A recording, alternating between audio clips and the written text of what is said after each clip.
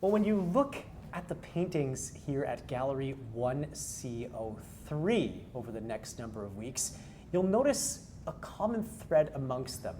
The people within them, their subjects, have a certain look on their face, as though there's something that they wish they could add to the picture, but it goes, well, unsaid.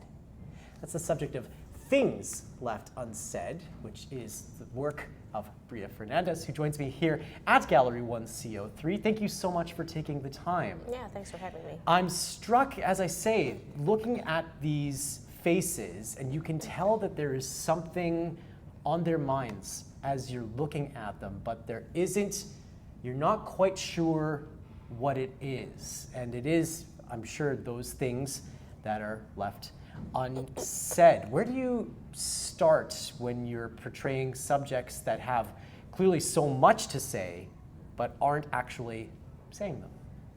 Yeah, so the figures are pretty much like other parts of the main figure. It's just the thoughts that go on in someone's head that you don't normally always maybe want to talk about. Like it's just like thoughts of maybe like displacement, anxiety, and just these introspection like moments, or I don't know if that makes sense, but like just thoughts where she's either like reflecting or like she's in the motion of like this painting, like she's getting ready in the morning and she's having this thought, but it's really quick. So she's continuing her the thing that she was doing, and it kind of flashes and goes, whereas other paintings, like maybe that one over there, it's like moments where she's deep in her thought and she's reflecting on these moments, and the figures around her are her. They're just surrounding her and being with her because she's just having this time to like think about these. And yeah, it's just like things that I deal with personally, and maybe other people of, like just feeling displaced, or like just the thoughts of like, oh, that person is looking at me a little too long, like what's going on through their heads, like is it something negative, is it something like for me sometimes I think of it like, is it like race related, like do they not like because of the color of my skin, or just like anxieties of just like what am I gonna wear today, just stuff like that. Yeah, I want to come back to this idea of displacement in just a little while, but even from a very practical level, if you're trying to convey all of that in one subject, is that something that is, because I mean, just to look at their faces, like they could appear somewhat like they're neutral. They're not smiling out at anybody. They're not like they're not like a mid-scream, sort of that classic modern art image, but they are clearly, there's something so much deeper happening beneath the surface. Is it easier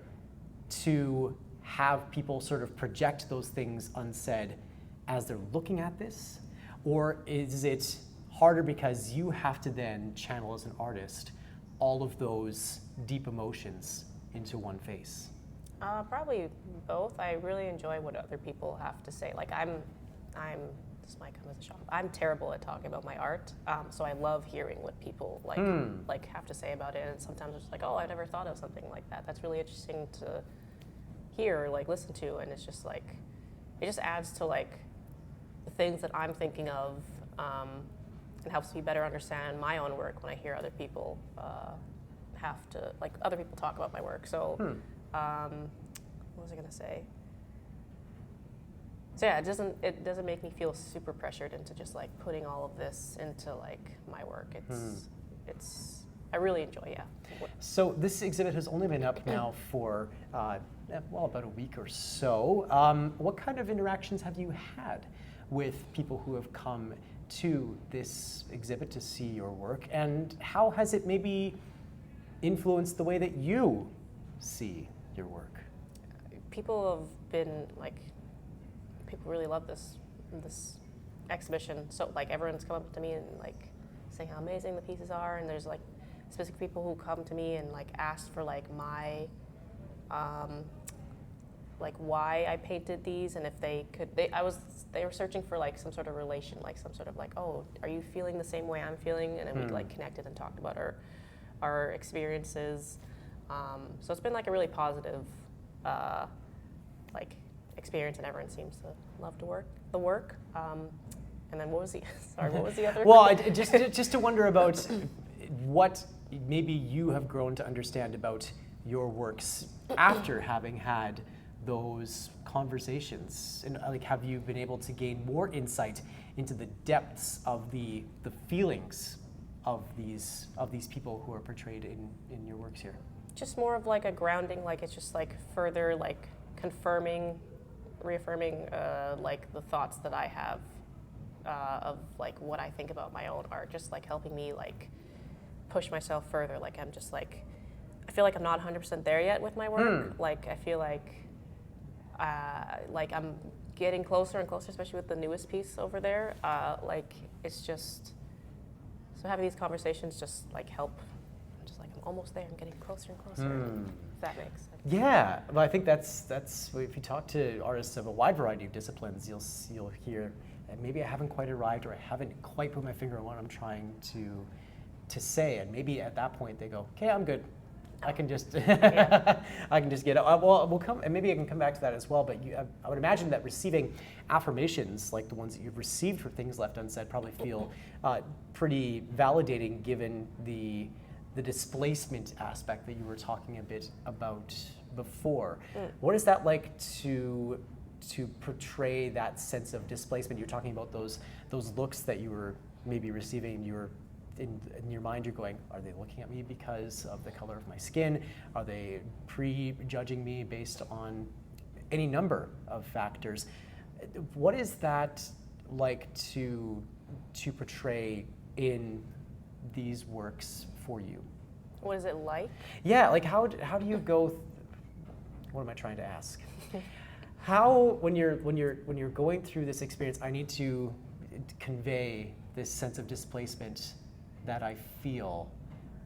How do you approach that feeling? I just think back of, again, like specific moments I had, like with that painting right there is about like she's walking down the street. Yeah.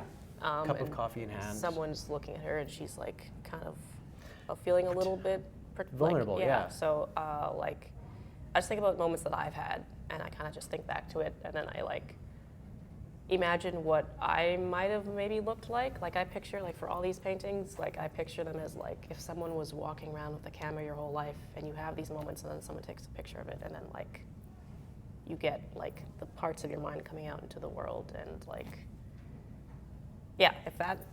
Yeah, absolutely. The other thing that was striking when in just interacting with this exhibit is that it doesn't seem, even though all of these figures clearly have that sort of depth of trying to make a viewer of these pieces try to understand that sort of need for protection, or that vulnerability that comes with these things that you're describing. It also occurs to me that each person portrayed here has something a little bit different to say, which is something that, as I'm interacting with this, that the experience of racialized persons walking around the city, this is not a monolith either. How do you remain cognizant of portraying that multiplicity of Black experiences specifically?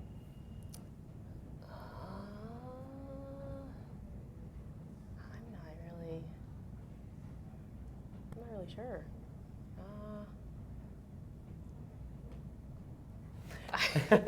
I'm not really sure.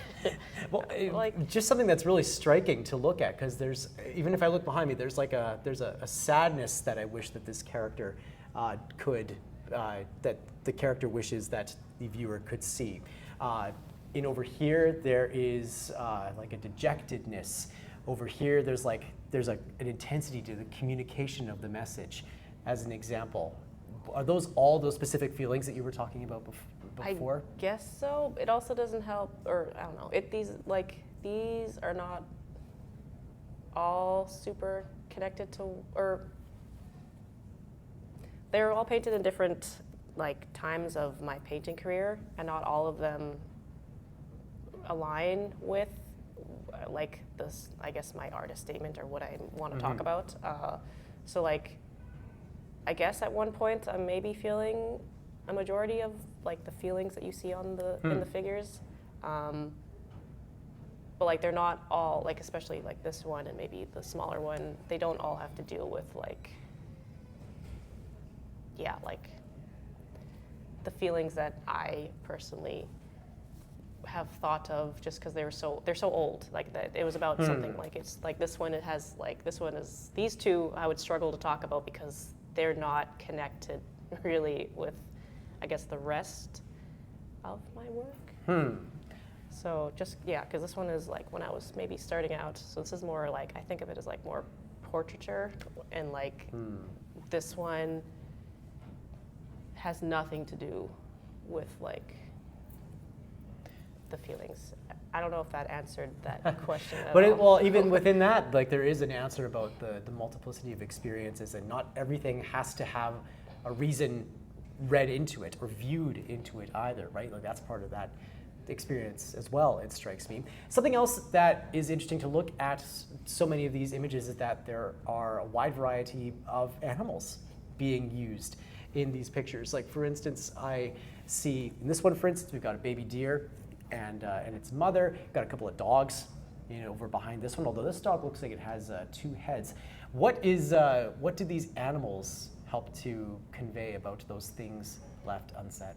Yeah, so I really enjoy, like, before thinking of what animal I want to put on the painting, like researching like what the animals can symbolize and help further like make the piece have a stronger like meaning. Sorry, that sounds, I don't know if that makes sense.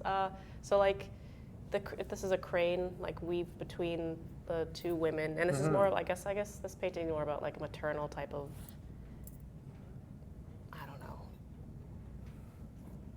yeah, this is more maternal. The dogs are like, I can't remember. Don't ask me like what each animal means. No. Because we don't need to get a glossary. Yeah, yeah. During the time, I would like research and like, okay, the dog can mean this, and the bird can mean this, and I have a lot of fun doing that. Yeah. So it's just like I usually just find animals that just make sense and would help like add to the piece. So people can maybe see the black dog as something negative, or it can be seen as a positive thing.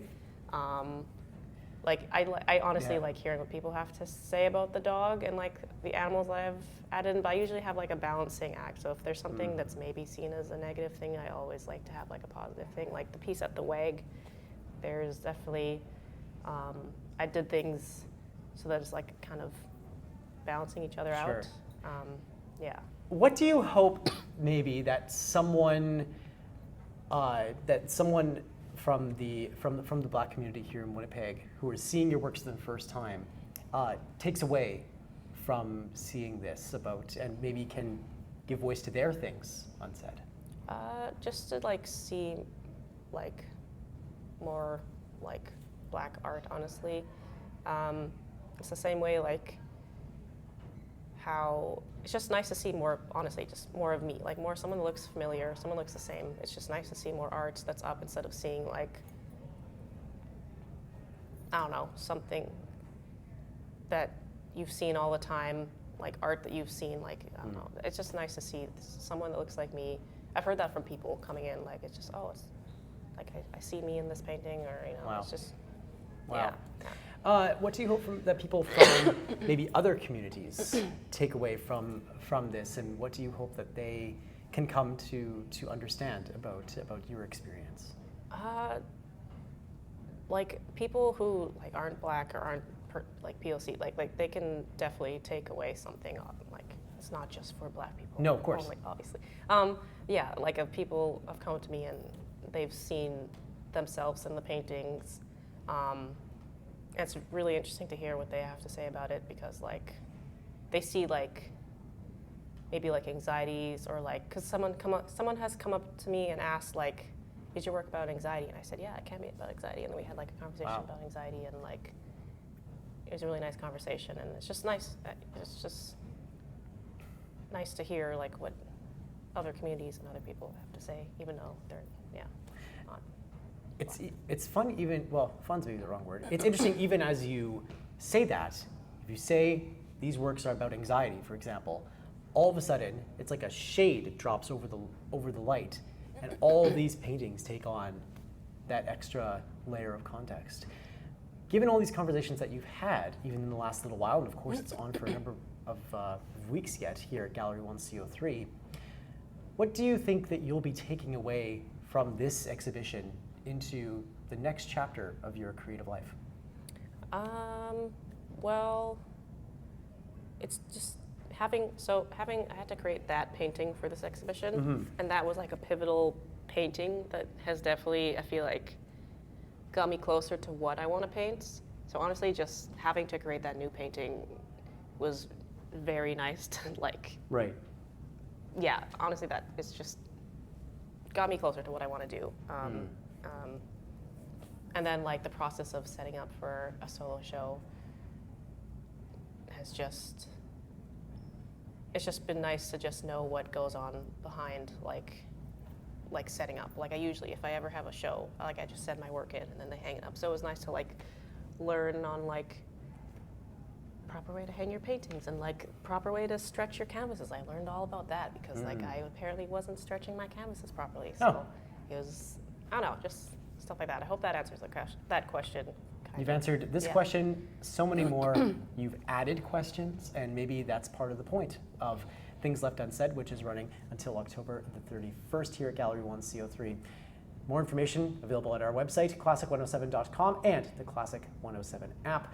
Bria Fernandes, this has been a real treat to get to know this exhibit a little bit better through you, the artist. Thank you so much for taking the time. Thank you for having me. Thanks.